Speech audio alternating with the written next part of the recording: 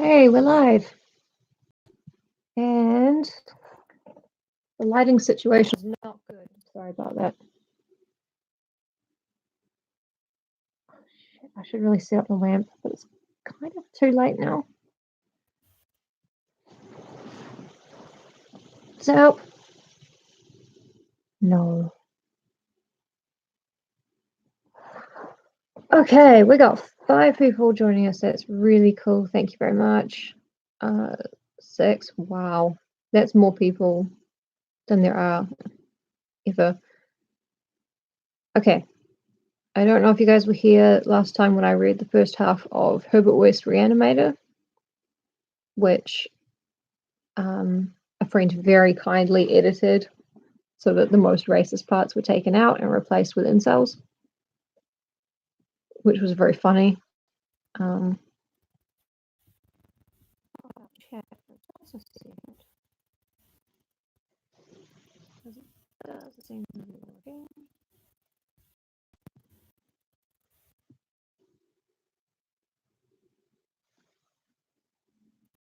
No, nothing I send is really gone. But yes, welcome to the chat. Thank you very much. I hope you all had a really good Christmas. I hate Christmas personally, so I'm really glad that's over. And I thought that I would finish Herbert West RECHADINATor before the new year and then crack into like Carmilla maybe. Or actually I could pivot from doing ghost stories to doing like classic literature that you have to read for uni but you don't really want to. And I could just read it aloud with my commentary and you would fail. You would fail so badly. Okay. Gonna wait just a little bit longer and check my messages to make sure that Wuthering Heights I would totally do. Hello Alexander, welcome. I love Wuthering Heights. It's crazy. It's bonkers insane. I want to get past the first chapter because the first chapter is so bad. Some scholars think that Emily Bronte didn't actually write it, that it was her brother. And that's a massive burn on her if it wasn't her brother, and a massive burn on him whether it was or not. But the rest of it was really good. Okay, are we all here? Oh, also, I found grey hairs growing through. I said I wanted to go back to my natural colour. I did not mean my new natural colour. So, I'm either finally starting to show my age or I'm becoming a witcher. Good. Right, we all ready? I've got my Diet Coke.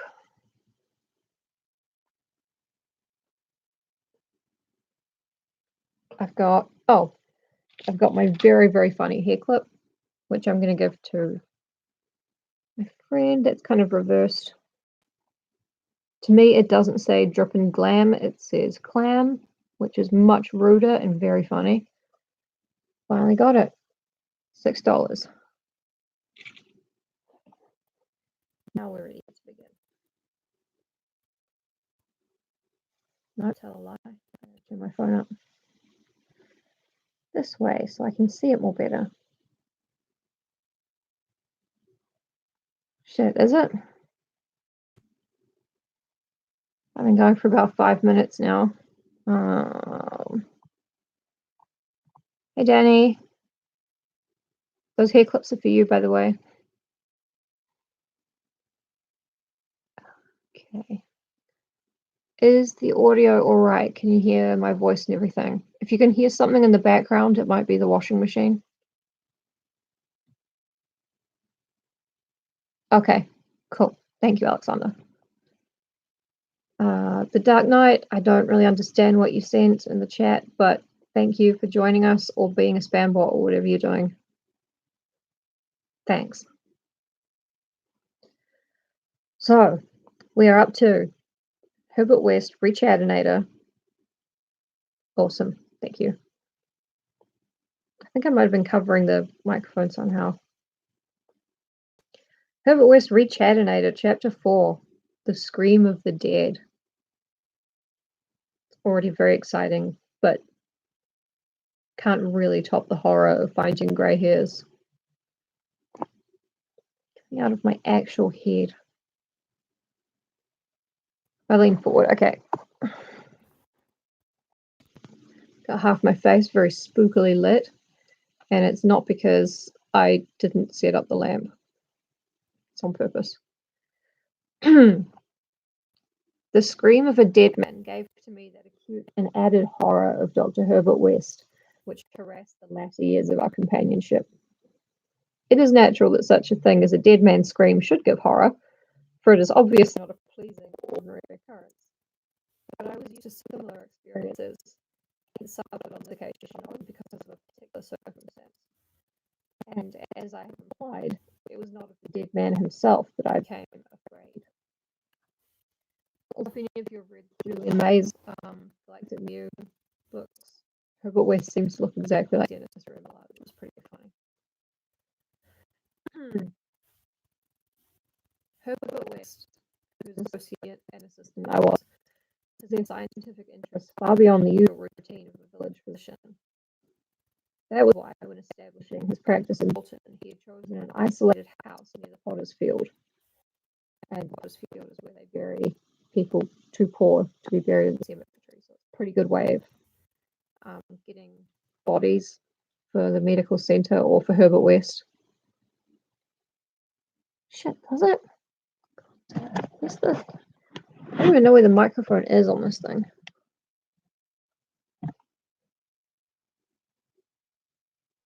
I'm going to keep going with it. I've sort of lowered it a little bit. Oh, no, I don't have a microphone. Sorry. Briefly and brutally stated, West's soul-absorbing interest was a secret study of the phenomena of life and its cessation, leading toward the reanimation of the dead through injections of an excitant solution. Can you hear me? Is it working?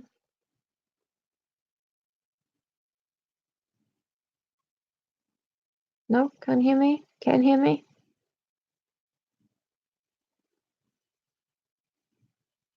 Cool. I'll keep going. For this ghastly experimenting, it was necessary to have a constant supply of very fresh human bodies. Very fresh because even the least decay hopelessly damaged the brain structure. And human because we found that the solution had to be compounded differently for different types of organisms. Cool. Thank you, Danny. Thank you, Alexander. Scores of rabbits and guinea pigs had been killed and treated, but their trail was a blind one. West had never fully succeeded because he had never been able to secure a corpse sufficiently fresh. What he wanted were bodies from which vitality had only just departed, bodies with every cell intact and capable of receiving again that impulse toward that mode of motion called life. There was hope that the second and artificial life might be made perpetual by repetitions of the injection, but we had learned that an ordinary natural life would not respond to the action. To establish the artificial motion, natural life must be extinct. The specimens must be very fresh, but genuinely dead. I can't see anything going wrong. The awesome quest had begun when West and I were students at the Miskatonic University Medical School in Arkham, vividly conscious for the first time of the thoroughly mechanical nature of life.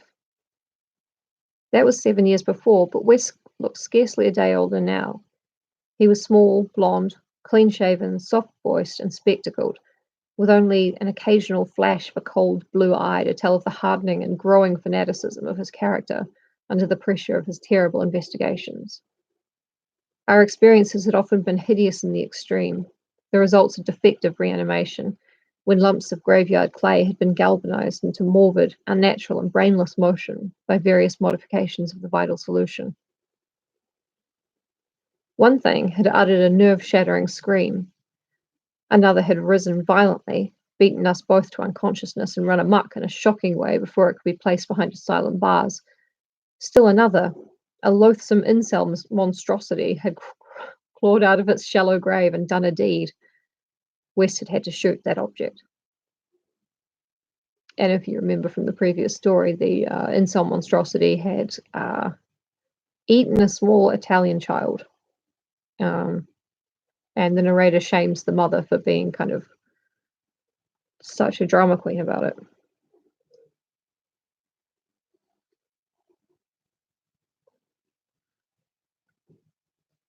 We could not get bodies fresh enough to show any trace of reason when reanimated, so had perforce created nameless horrors.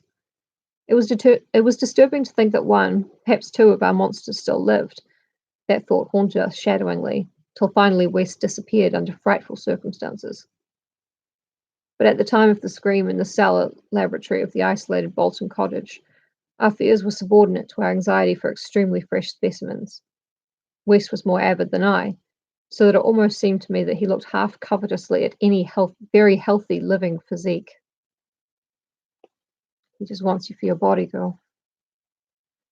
It was in July 1910 that the bad luck regarding specimens began to turn. I had been on a long visit to my parents in Illinois, and upon my return found West in a state of singular elation. He told me excitedly, in all likelihood solved the problem of freshness through an approach from an entirely new angle, that of artificial preservation. I had known that he was working on a new and highly unusual embalming compound, and was not surprised that it had turned out well. But until he explained the details, I was rather puzzled as to how such a compound could help in our work, since the objectionable staleness of the specimens was largely due to delay occurring before we secured them. This, I now saw, West had clearly recognized, creating his embalming compound for future rather than immediate use, and trusting to fate to supply again some very recent and unburied corpse, as it had years before when we obtained the incel killed in the Bolton prize fight. At last, fate had been kind, but on this occasion there lay in the secret cellar laboratory a corpse whose decay could not by any possibility have begun. What would happen on reanimation, and whether we could hope for a revival of mind and reason, West did not venture to predict. The experiment would be a landmark in our studies, and he had saved the new body for my return, so that both might share the spectacle in a custom fashion. Nothing weird about that. You go visit your parents, you come back, your friend's got a very fresh dead body. It's custom.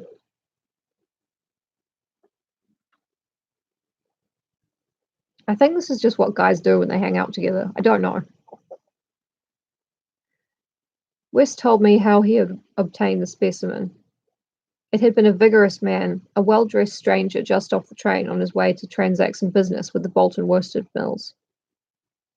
The walk through the town had been long, and by the time the traveller paused at our cottage to ask the way to the factories, his heart had become greatly overtaxed. He had refused a stimulant, and had suddenly dropped dead only a moment later. The body, as might be expected, seemed to West a heaven-sent gift. In his brief conversation, the stranger had made it clear that he was unknown in Bolton, and a search of his pockets subsequently revealed him to be one Robert Levitt of St. Louis, apparently without a family to make instant inquiries about his disappearance. If this man could not be restored to life, no one would know of our experiment. We buried our materials in a dense strip of woods between the house and the potter's field. If, on the other hand, he could be restored, our fame would be brilliantly and perpetually established. So without delay, West had injected into the body's wrist the compound which would hold it fresh for use after my arrival. The matter of the presumably weak heart, which to my mind imperiled the success of our experiment, did not appear to trouble West extensively. He hoped at last to obtain what he had never obtained before, a rekindled spark of reason, and perhaps a normal, living creature. It all sounds very legit.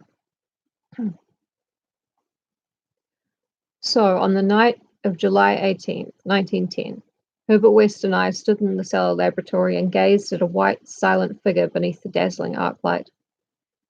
The embalming compound had worked uncannily well, For as I stared fascinatedly at the sturdy frame which had lain 2 weeks without stiffening, I was moved to seek West's assurance that the thing was really dead.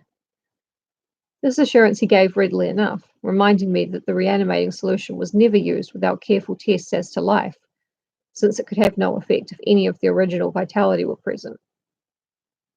As West proceeded to take preliminary steps, I was impressed by the vast intricacy of the new experiment, an intricacy so vast that he could trust no hand less delicate than his own. Forbidding me to touch the body, he first injected a drug in the wrist just beside the place his needle had punctured when injecting the embalming compound. This, he said, was to neutralize the compound and release the system to a normal relaxation, so that the reanimating solution might freely work when injected. Slightly later, when a change and a gentle tremor seemed to affect the dead limbs, West stuffed a pillow-like object violently over the twitching face, not withdrawing it until the corpse appeared quiet and ready for our attempt at reanimation. The pale enthusiast now applied some last perfunctory test for absolute lifelessness, withdrew satisfied, and finally injected into the left arm an accurately measured amount of the vital elixir, prepared during the afternoon with a greater care than we had used since the college days, when our feet were new and groping. I cannot express the wild, breathless suspense with which we waited for results on this first really fresh specimen, the first we could reasonably expect to open its lips in rational speech, perhaps to tell of what it had seen beyond the unfathomable abyss. West was a materialist, believing in no soul and attributing all the working of consciousness to bodily phenomena. Consequently, he looked for no revelation of hideous secrets from gulfs and caverns beyond death's barrier. I did not wholly disagree with him theoretically, yet held vague instinctive remnants of the primitive faith of my forefathers, so that I could not help eyeing the corpse with a certain amount of awe and terrible expectation. Besides, I could not extract from my memory that hideous, inhuman shriek we heard on the night we tried our first experiment in the deserted farmhouse at Arkham. Very little time had elapsed before I saw the attempt was not to be a total failure. A touch of colour came to cheeks hitherto chalk white, and spread out under the curiously ample stubble of a sandy beard. West, who has had his hand on the pulse of the left wrist, suddenly nodded significantly, and almost simultaneously a mist appeared on the mirror inclined above the body's mouth. There followed a few spasmodic muscular motions, and then an audible breathing and visible motion of the chest. I looked at the closed eyelids and thought I detected a quivering. Then the lids opened, showing eyes which were grey, calm and alive, but still unintelligent and not even curious. In a moment of fantastic whim, I whispered questions to the reddening ears, questions of other worlds of which the memory might still be present. Subsequent terror drove them from my mind, but I think the last one, which I repeated, was, "Where have you been?" I do not yet know whether I was answered or not, for no sound came from the well-shaped mouth, but I do know that at that moment I firmly thought the thin lips moved slightly, forming syllables I would have vocalized as "only now," if that phrase had possessed any sense or relevancy. At that moment, as I say, I was elated with the conviction that the one great goal had been attained, and that for the first time a reanimated corpse had uttered distinct words impelled by actual reason. In the next moment there was no doubt about the triumph, no doubt that the solution had truly accomplished, at least temporarily, its full mission of restoring rational and articulate life to the dead. But in that triumph there came to me the greatest of all horrors. Not horror of the thing that spoke, but of the deed that I had witnessed, and of the man with whom my professional fortunes were joined. For that very fresh body, at last arriving into full and terrifying consciousness, with eyes dilated at the memory of its last scene on earth, threw out its frantic hands in a life and death struggle with the air, and suddenly collapsing into a second and final dissolution from which there could be no return, screamed out the cry that will ring eternally in my aching brain. "Help! Keep off, you cursed little towhead fiend! Keep that damned needle away from me!" The end of chapter 4.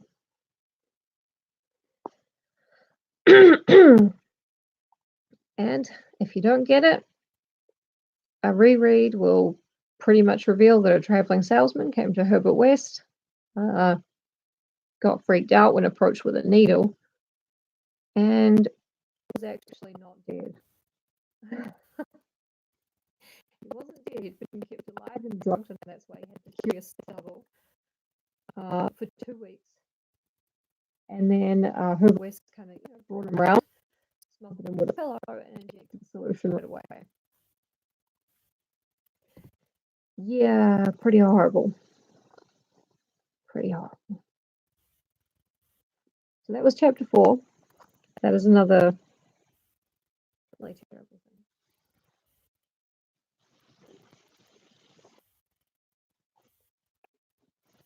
Yeah. Yeah, it took me a couple of reads to get it. I was like, wait, I don't get why this is scary. And then I went back over it and I was like, oh my god.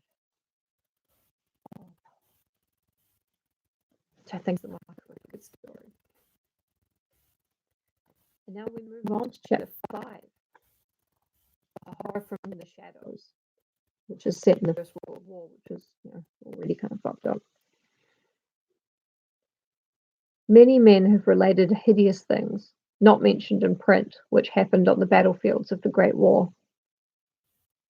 Some of these things have made me faint, others have convulsed me with devastating nausea, while still others have made me tremble and look behind me in the dark. Yet despite the worst of them, I believe I can myself relate the most hideous thing of all, the shocking, the unnatural, the unbelievable horror from the shadows. Howard could have written clickbait. It's pretty good. In 1915, I was a physician with the rank of first lieutenant in a Canadian regiment in Flanders, one of many Americans to precede the government itself into the gigantic struggle. I had not entered the army on my own initiative, but rather as a natural result of the enlistment of the man whose indispensable assistant I was, the celebrated Boston surgical specialist, Dr. Herbert West. Dr. West had been avid for a chance to serve as surgeon in a great war, and when the chance had come, he carried me with him almost against my will. There were reasons why I would have been glad to let the war separate us, reasons why I found the practice of medicine and the companionship of West more and more irritating.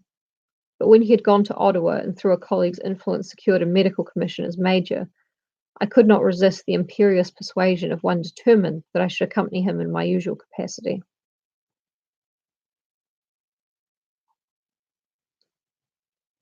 When I say that Dr. West was avid to serve in battle, I do not mean to imply that he was either naturally warlike or anxious for the safety of civilization. Always an ice-cold, intellectual machine, slight, blonde, blue-eyed and spectacled, I think he secretly sneered at my occasional martial enthusiasms and censures of supine neutrality. There was, however, something he wanted in embattled Flanders, and in order to secure it, he had to assume a military exterior. What he wanted was not a thing which many persons want, but something connected with the peculiar branch of medical science which he had chosen quite clandestinely to follow, and in which he had achieved amazing and occasionally hideous results. It was, in fact, nothing more or less than an abundant supply of freshly killed men in every stage of dismemberment.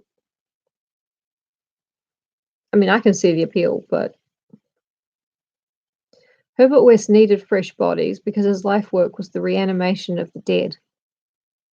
This work was not known to the fashionable clientele who had so swiftly built up his fame after his arrival in Boston, but it was only too well known to me, who had been his closest friend and sole assistant since the old days in Miskatonic University Medical School at Arkham.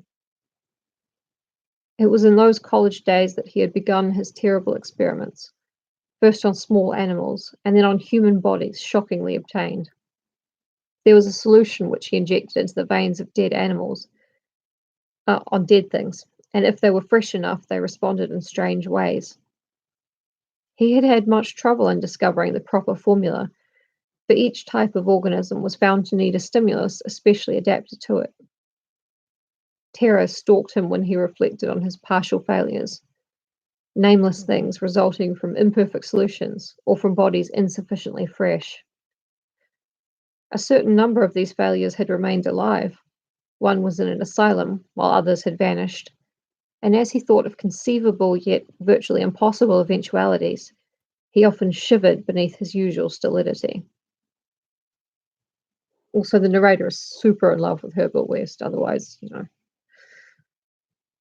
And I think it's kind of fucked up that, like, yeah, Herbert West is killing people and digging up bodies and stuff to try and bring them back to life, but this guy knows it's wrong and he's still going along with it, like, no, it's not my fault.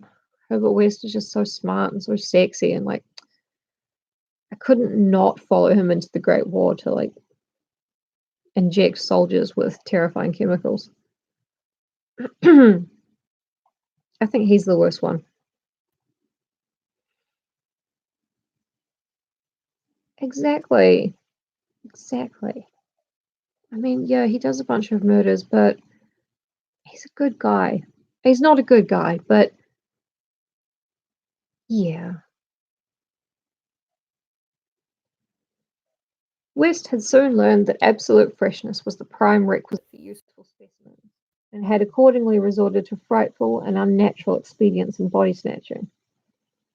In college, and during our early practice together in the factory town of Bolton, my attitude toward him had been largely one of fascinated admiration. Mm. But as his boldness and methods grew, I began to develop a gnawing fear. I did not like the way he looked at healthy, living bodies. And then there came a nightmarish session in the cellar laboratory when I learned that a certain specimen had been a living body when he secured it. That was the first time he had ever been able to revive the quality of rational thought in a corpse, and his success, obtained at such a loathsome cost, had completely hardened him. Sounds a bit rude, in my opinion.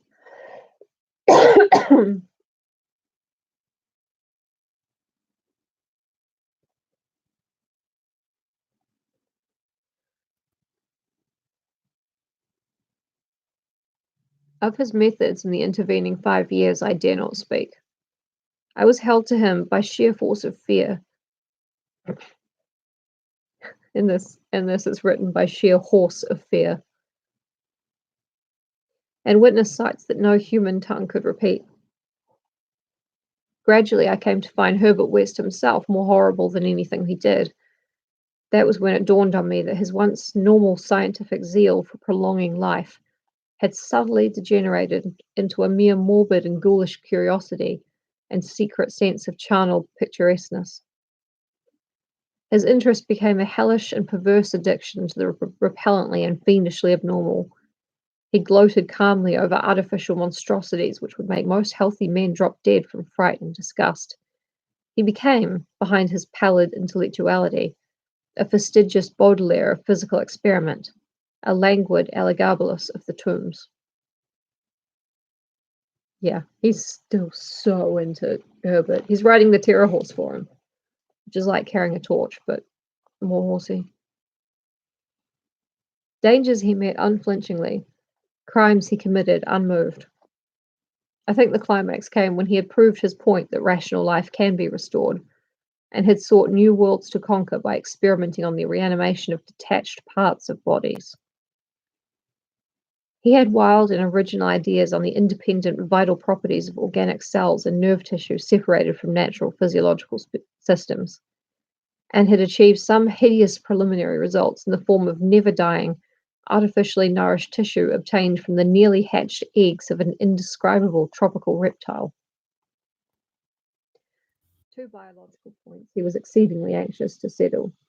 First, whether any amount of consciousness and rational action be possible without the brain, proceeding from the spinal cord and various nerve centers. And second, whether any kind of ethereal, intangible relation distinct from the material cells may exist to link the surgically separated parts of what had previously been a single living organism. All this research work required a prodigious supply of freshly slaughtered human flesh, and that was why Herbert West had entered the Great War. I mean, the reality of World War One is actually far more frightening than anything that happens here. But the phantasmal, unmentionable thing occurred one midnight late in March 1915 in a field hospital behind the lines at St. Eloi. I wonder even now if it could have been other than a demoniac dream of delirium. West had a private laboratory in the east room of the barn-like temporary edifice, assigned him on his plea that he was devising new and radical methods for the treatment of hitherto hopeless cases of maiming. There he worked like a butcher in the midst of his gory wares. I could never get used to the levity with which he handled and classified certain things. At times he actually did perform marvels of surgery for the soldiers, but his chief delights were of a less public and philanthropic kind, requiring many explanations of sounds which seemed peculiar even amidst the babel of the damned. Among these sounds were frequent revolver shots, surely not uncommon on a battlefield, but distinctly uncommon in a hospital. Dr. West's reanimated specimens were not meant for long existence or a large audience. Besides human tissue, West employed much of the reptile embryo tissue which he had cultivated with such singular results. It was better than human material for maintaining life in organless fragments, and that was now my friend's chief activity. In a dark corner of the laboratory, over a queer incubating burner, he kept a large covered vat full of this reptilian cell matter, which multiplied and grew puffily and hideously.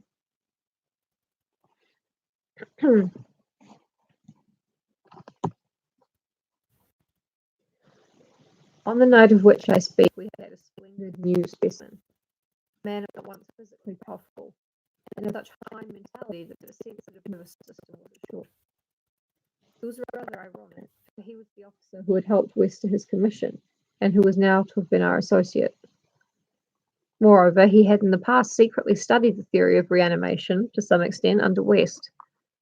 Major Sir Eric Morland Claphamley, DSO, was the greatest surgeon in our division, and had been hastily assigned to the St. Eloi sector when news of the heavy fighting reached headquarters. He had come in an aeroplane piloted by the intrepid Lieutenant Ronald Hill, only to be shot down when directly over his destination. The fall had been spectacular and awful. Hill was unrecognizable afterward, but the wreck yielded up the great surgeon in a nearly decapitated but otherwise intact condition. So there's good news and there's bad news. West had greedily seized the lifeless thing which had once been his friend and fellow scholar, and I shuddered when he finished severing the head, placed it in his hellish vat of pulpy reptile tissue to preserve it for future experiments, and proceeded to treat the decapitated body on the operating table. He injected new blood, joined certain veins, arteries, and nerves at the headless neck, and closed the ghastly aperture with engrafted skin from an unidentified specimen which had worn an officer's uniform. I knew what he wanted, to see if this highly organized body could exhibit, without its head, any of the signs of mental life which had distinguished Sir Eric Morland Claphamley. Once a student of reanimation, this silent trunk was now gruesomely called upon to exemplify it. Great guy. I can still see Herbert West under the sinister electric light as he injected his reanimating solution into the arm of the headless body. The scene I cannot describe. I should faint if I tried it, for there is madness in a room full of classified charnel things, with blood and lesser human debris almost ankle deep on the slimy floor, and with hideous reptilian abnormalities sprouting, bubbling and baking over a winking bluish-green spectre of dim flame in a far corner of black shadows. The specimen, as West repeatedly observed, had a splendid nervous system. I know, this is so toxic. But doing what Herbert says enables the narrator to do the stuff that he secretly wants to do, but knows is bad. So, don't feel that sorry for him, honestly. The specimen, as West repeatedly observed, had a splendid nervous system. Much was expected of it, and as a few twitching motions began to appear, I could see the feverish interest on West's face. He was ready, I think, to see proof of his increasingly strong opinion that consciousness, reason, and personality can exist independently of the brain, that man has no central connective spirit but is merely a machine of nervous matter, each section more or less complete in itself. In one triumphant demonstration, West was about to relegate the mystery of life to the category of myth. The body now twitched more vigorously, and beneath our avid eyes commenced to heave in a frightful way. The arms stirred disquietingly, the legs drew up, and various muscles contracted in a repulsive kind of writhing. Then the headless thing threw out its arms in a gesture which was unmistakably one of desperation, an intelligent desperation, apparently sufficient to prove every theory of Herbert West. Certainly the nerves were calling the man must act in life, and struggle to get free of the falling aeroplane. What followed, I shall never positively know. It may have been wholly an hallucination from the shock caused at that instant by the sudden and complete destruction of the building in a cataclysm of German shell fire. Who can gainsay it, since West and I were the only proved survivors? West liked to think that before his recent disappearance, but there were times when he did not, for it was clear that we both had the same hallucination. The hideous occurrence itself was very simple, notable only for what it implied. The body on the table had risen with a blind and terrible groping, and we had heard a sound. I should not call that sound a voice, for it was too awful, and yet its timbre was not the most awful thing about it. Neither was its message. It had merely screamed, "Jump, Ronald! For God's sake, jump!" The awful thing was its source, for it had come from the large covered vat in that ghoulish corner of crawling black shadows. The end of chapter 5. Oh, my throat hurts.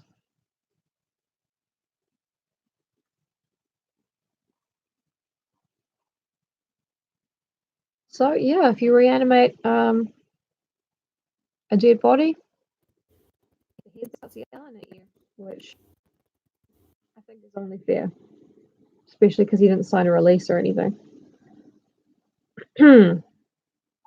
We're up to chapter 6, which I believe is the last one. RECHADINATOR, let's go. Chapter 6, The Tomb Legions. When Dr. Herbert West disappeared a year ago, the Boston police questioned me closely. They suspected that I was holding something back, and perhaps suspected graver things, but I could not tell them the truth because they would not have believed it. They knew indeed that West had been connected with activities beyond the credence of ordinary men, for his hideous experiments in the reanimation of dead bodies had long been too extensive to admit of perfect secrecy. But the final soul-shattering catastrophe held elements of demoniac fantasy which make even me doubt the reality of what I saw. Oh yeah, this is the one with the racism, Josh, but John edited it for me so that instead of horrible racism against black people, they're now incels and MAGA chuds, which was pretty funny. It was pretty good. But yeah, this is one of the ones with the racism. I was West's closest friend and only confidential assistant. We had met years before in medical school, and from the first I had shared his terrible researches. He had slowly tried to perfect a solution which, injected into the veins of the newly deceased, would restore life, a labour demanding an abundance of fresh corpses, and therefore involving the most unnatural actions. Still more shocking were the products of some of the experiments, grisly masses of flesh that had been dead, but that West waked to a blind, brainless, nauseous animation. These were the usual results, for in order to reawaken the mind, it was necessary to have specimens so absolutely fresh that no decay could possibly affect the delicate brain cells. Yep. Every love car story. Apart from the thing on the doorstep, which kind of traded the racism for the misogyny. Although, is it misogyny? Because it was all very complicated. There was still, just because he doesn't talk about racism doesn't mean he isn't still deeply racist. This need for very fresh corpses had been West's moral undoing. They were hard to get, and one awful day he had secured his specimen while it was still alive and vigorous.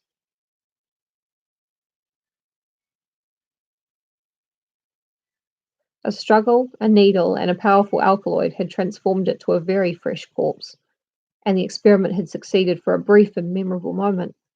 But West had emerged with a soul calloused and seared, and a hardened eye which sometimes glanced with a kind of hideous and calculating appraisal at men of especially sensitive brain and especially vigorous physique.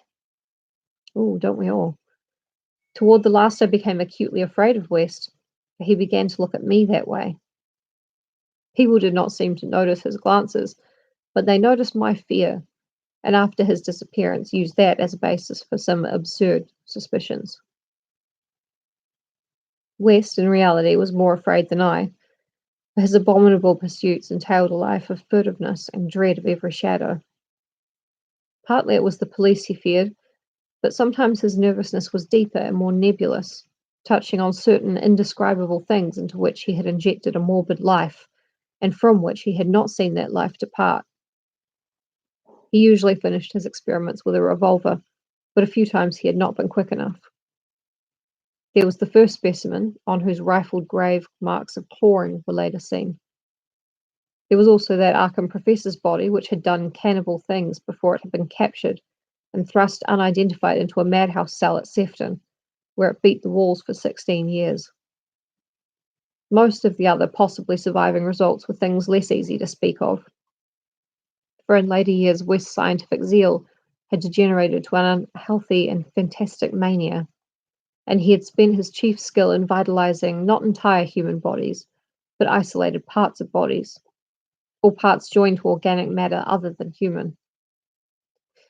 It had become fiendishly disgusting by the time he disappeared.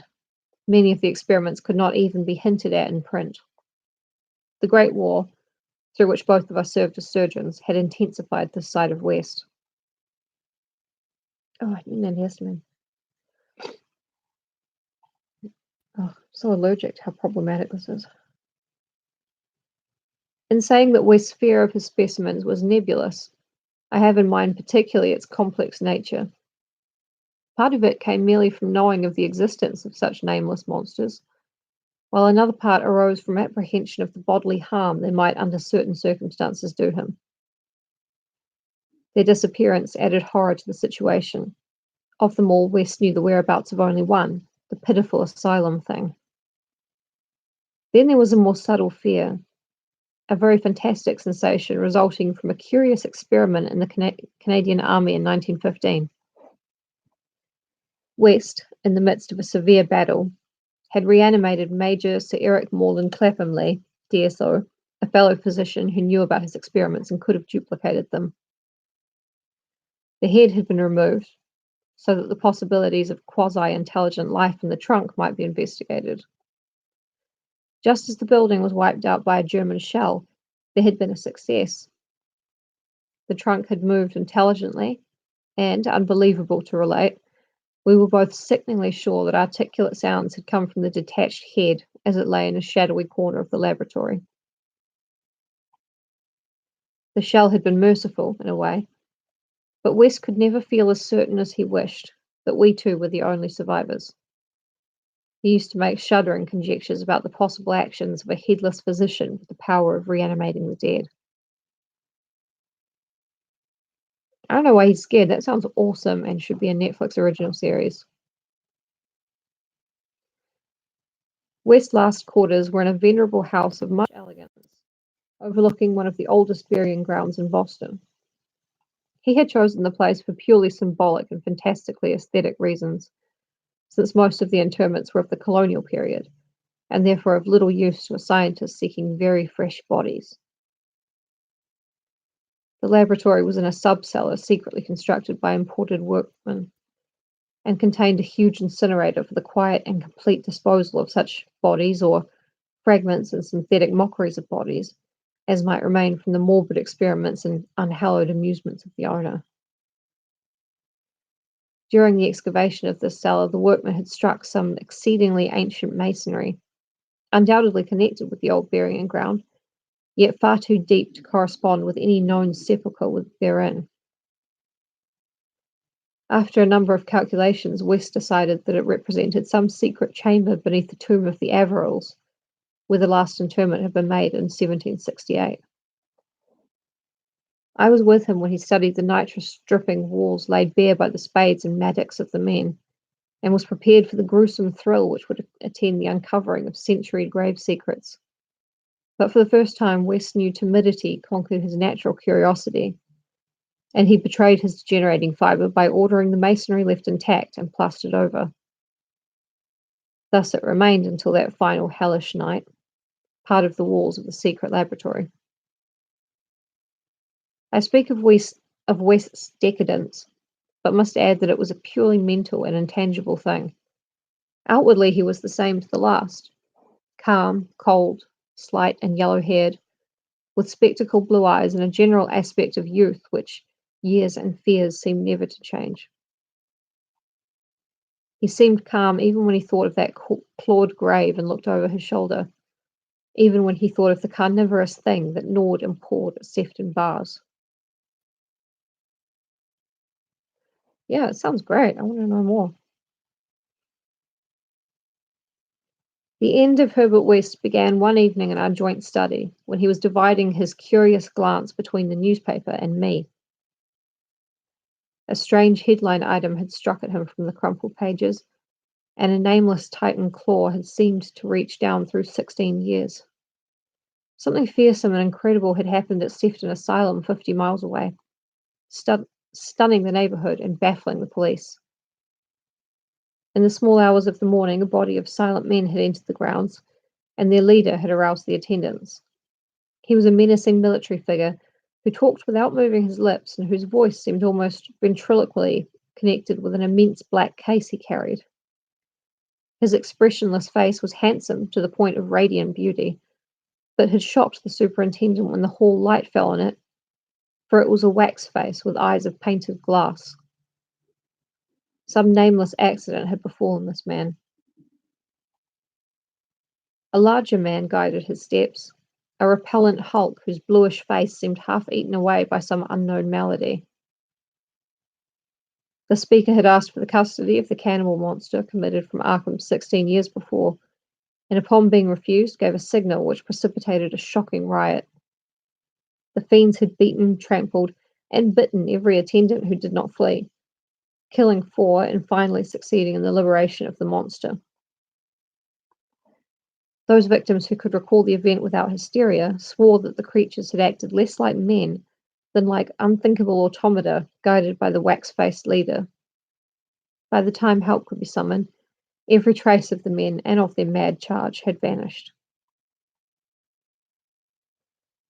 From the hour of reading this item until midnight, West sat almost paralyzed. At midnight, the doorbell rang, startling him fearfully. All the servants were asleep in the attic, so I answered the bell. As I've told police, there was no wagon in the street, but only a group of strange-looking figures bearing a large square box, which they deposited in the hallway, after one of them had grunted in a highly unnatural voice, "Express, prepaid." They filed out of the house with a jerky tread, and as I watched them go, I had an odd idea that they were turning toward the ancient cemetery on which the back of the house abutted. When I slammed the door after them, West came downstairs and looked at the box. It was about 2 feet square, and bore West's correct name and present address. It also bore the inscription, "From Eric Morland Clapham Lee, St. Eloi, Flanders." 6 years before, in Flanders, a shelled hospital had fallen upon the headless, reanimated trunk of Dr. Clapham Lee, and upon the detached head which, perhaps, had uttered articulate sounds. West was not even excited now. His condition was more ghastly. Quickly he said, "It's the finish, but let's incinerate this." We carried the thing down to the laboratory, listening. I do not remember many particulars. You can imagine my state of mind, but it is a vicious lie to say it was Herbert West's body which I put into the incinerator. We both inserted the whole unopened wooden box, closed the door, and started the electricity. Nor did any sound come from the box, after all. It was West who first noticed the falling plaster on that part of the wall where the ancient tomb masonry had been covered up. I was going to run, but he stopped me. Then I saw a small black aperture, a ghoulish wind of ice, and smelled the charnel bowels of a putrescent earth. There was no sound, but just then the electric lights went out, and I saw outlined against some phosphorescence of the netherworld a horde of silent, toiling things which only insanity, or worse, could create. Their outlines were human, semi-human, fractionally human, and not human at all. The horde was grotesquely heterogeneous. Genius. They were removing the stones quietly, one by one, from the centuried wall, and then, as the breach became large enough, they came out of the laboratory in single file, led by a stalking thing with a beautiful head made of wax. A sort of mad-eyed monstrosity behind the leader seized on Herbert West. West did not resist or utter a sound. Then they all sprang at him and tore him to pieces before my eyes, bearing the fragments away into that subterranean vault of fabulous abominations. West's head was carried off by the wax-headed leader, who wore a Canadian officer's uniform. As it disappeared, I saw that the blue eyes behind the spectacles were hideously blazing with their first touch of frantic, visible emotion. Servants found me unconscious in the morning. West was gone. The incinerator contained only unidentifiable ashes. Detectives have questioned me, but what can I say? The Sefton tragedy, they will not connect with West. Not that, nor the men with the box, whose existence they deny. I told them of the vault, and they pointed to the unbroken plaster wall and laughed. So I told them no more. They imply that I am a madman or a murderer. Probably I am mad. But I might not be mad if those accursed tomb legions had not been so silent. The end. The end, not just of the chapter, but of Herbert West, RECHADINATOR.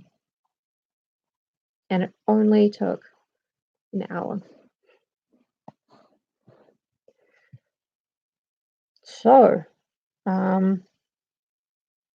lots of thanks to John for changing this into a story about incels and people wearing MAGA hats, because that is very funny, and I would not have. Yeah, he got carried off through a plaster wall, and I